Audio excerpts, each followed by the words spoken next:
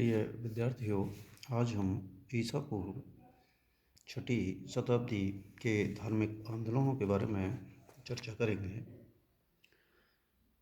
छठी शताब्दी ईसा पूर्व में मध्य गंगा की घाटी में अनेक धार्मिक संप्रदायों का उदय हुआ, जिनमें लगभग 62 संप्रदायों के बारे में हमें जानकारी मिलती है।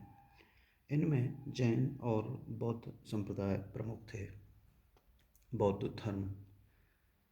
धर्म के प्रवर्तक महात्मा बुद्ध का जन्म नेपाल की तराई में स्थित कपिलवस्तु लुम्बिनी ग्राम में शाक्य क्षत्रिय कुल में 563 ईसा पूर्व में हुआ था।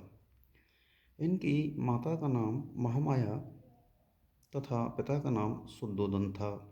जन्म के 7वें दिन माता का देहांत हो जाने से सिद्धार्थ का पालन पोषण उनकी मौसी प्रजापति गौतमी ने किया।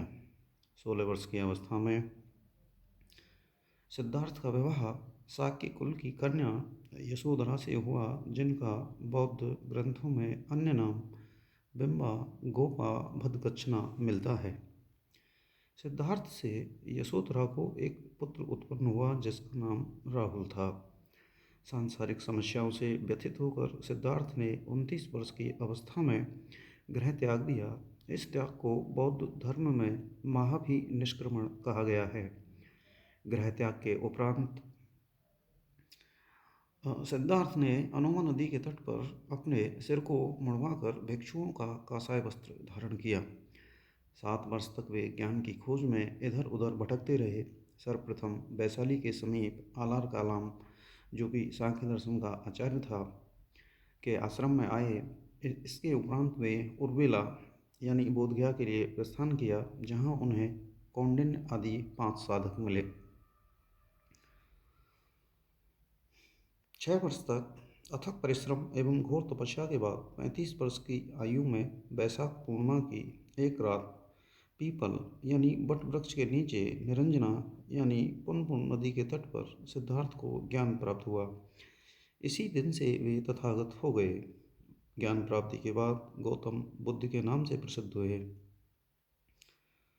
उर्वेला से बुद्ध सारनाथ, जिसे ऋषिपत्नम एवं मृगदा भी कहते हैं, आए। यहाँ पर उन्होंने 5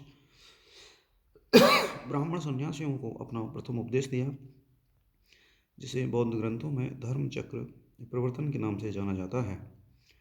बौद्ध संघ में प्रवेश सर्वप्रथम यहीं से प्रारंभ हुआ। महात्मा बुद्ध ने सर्वप्रथम तपस्य एवं कालिक नामक 2 शूद्रों को बौद्ध धर्म का अनुयायी बनाया। बुद्ध ने अपने जीवन के सर्वाधिक उपदेश कौशल देश की राजधानी श्रावस्ती में दिए। उन्होंने मगध को अपना प्रचार केंद्र बनाया। बुद्ध के प्रसिद्ध अनुयायी शासकों में बिंबिसार, प्रसेनजीत तथा उदयन थे। बुद्ध के प्रधान शिष्य उपाली व आनंद थे। सारनाथ में ही बौद्ध संघ की स्थापना हुई।